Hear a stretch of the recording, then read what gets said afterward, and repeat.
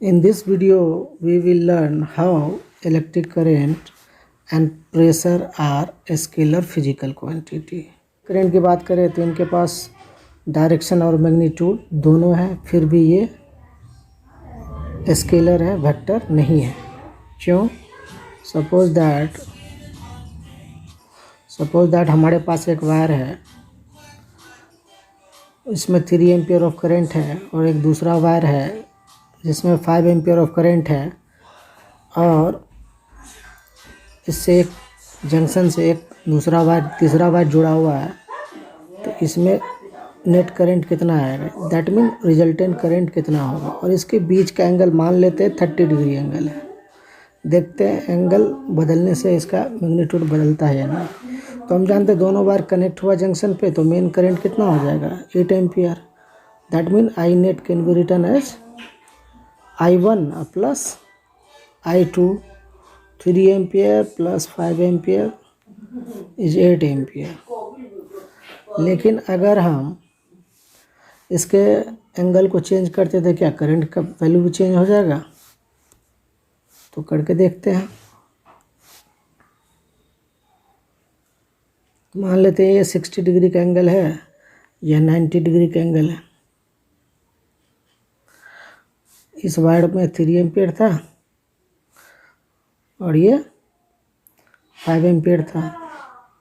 Similarly इसमें 3 ampere का current आ गया और इसमें 5 एम्पियर का करंट। तो यहाँ पर 90 डिग्री है और यहाँ पर 60 डिग्री है। एंगल से कोई लेना देना नहीं। जंक्शन पे जितना करंट आएगा किरचॉफ्स जंक्शन रूल से, तो उतना ही करंट सम होकर अलजेब्रिक सम से बाहर निकलेगा। तो 8 एम्पियर का करंट बाहर निकलेगा, यहाँ पर भी 8 एम्पियर का करंट बाहर निकलेगा। तो हम देख रहे हैं जो इलेक्ट्रिक करंट को हम अलजेब्रिकली ऐड कर सकते हैं। तो अलजेब्रिक में इसके लिए वेक्टर लॉ ऑफ एडिशन का कोई ज़रूरत नहीं पड़ा। तो therefore electric current is scalar physical quantity, not vector quantity.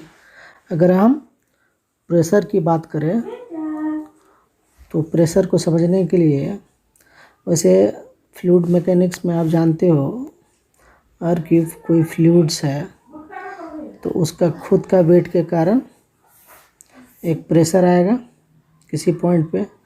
हो सकता है एक पॉइंट यहाँ, एक पॉइंट है,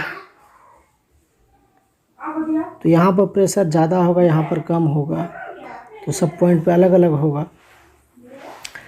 अगर कोई फ्लूइड किसी कंटेनर में बंद है, सील है, ठीक है, और वो इनकम्प्रेसिबल फ्लूइड है, यानी उसका डेंसिटी पे चेंजिंग नहीं होता है, तो इस पे अगर फोर्स लगाएंगे, प्रेशर लगा के फोर्स लगाएंगे प्रेशर के लिए,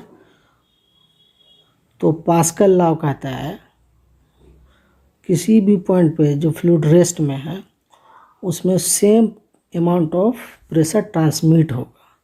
तो यहाँ अगर P है तो यहाँ पर भी प्रेशर P होगा, इस पॉइंट पे भी P होगा, यहाँ पर भी P होगा, यहाँ पर भी P होगा, और यहाँ पर भी P होगा। जितना अगर P ट्रांसमिट किया है तो हर जगह P होगा। लेकिन अगर प्रेशर वेक्टर होता तो सिर्फ इसी डायरेक्शन में सेम होता, इधर का प्रेशर अलग होता, यानी प्रेशर का कंपोनेंट अलग होता है, इधर अलग होता। प्रेशर अगर वेक्टर होता तो इसका कंपोनेंट का वैल्यू अलग अलग होता।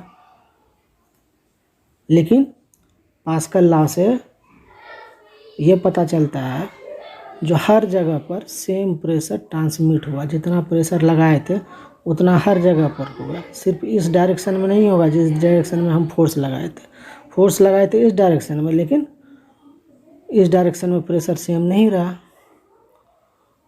हर डायरेक्शन में प्रेशर इक्वल हो रहा है, हर पॉइंट पे इक्वल हो रहा है।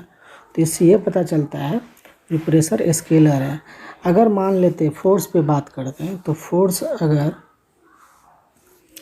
की बात करते हैं, अगर ये फोर्स रहता, इस डायरेक्शन में फोर्स का हर जगह पर वैल्यू सेम होगा, सेम मैग्नीट्यूड, सेम डायरेक्शन होगा।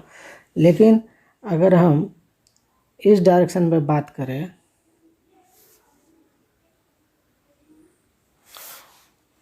यहाँ पर मान लेते हैं अल्फ़ा डायरेक्शन है इस तरफ वाले को, और यहाँ पर एफ है, तो ये हो जाएगा, ये 90 डिग्री मान लेते हैं अल्फ़ा प्लस थीटा 90 डिग्री। सब वेक्टर में पढ़ेंगे तब समझ में ज़्यादा आएगा, लेकिन ये कंसेप्चुअल क्वेश्चन है, बच्चे जानना चाहते हैं। तो एफ कोस थीटा यहाँ हो जाएगा एफ कोस अल्फ़ा। तो ये इस डायरेक्शन में फोर्स का मैग्नीट्यूड और डायरेक्शन अलग है, यहाँ पर भी फोर्स का वैल्यू मैग्नीट्यूड और डायरेक्शन अलग है, सिर्फ मेन फोर्स इस डायरेक्शन में सेम रहता है। तो प्रेशर वाले केस में क्या हुआ था, प्रेशर वाले केस में हम देखें प्रेशर इस डायरेक्शन में सेम ना रहते हुए हर एक डायरेक्शन में सेम हो रहा था, जो कि वेक्टर का करैक्टरिस्टिक नहीं है, तो प्रेशर को हम वेक्टर नहीं कहेंगे। और एडिशनल चीज़ जान लेते हैं, एरिया भी समटाइम वेक्टर होता है, समटाइम स्केलर होता है। तो एरिया वेक्टर तभी होगा, स्केलर बिना डायरेक्शन का एरिया क्या हो जाएगा, स्केलर होगा। लेकिन अगर हम बात करें, ये ऊपर वाला फेस है, ऊपर वाला फेस का हम सिर्फ बात कर रहे हैं, तो ऊपर वाला फेस के लिए तो एरिया वेक्टर हो जाएगा। ये इसमें इस फेस का यूनिट वेक्टर से कर देंगे, तो ये एरिया वेक्टर। जब वेक्टर को हम पढ़ेंगे यूनिट वेक्टर वगैरह तब साल समझ में। ऊपर टॉप वाला एरिया के पास डायरेक्शन है, नीचे वाले के लिए माइनस नेगेटिव एरिया होगा, ठीक है।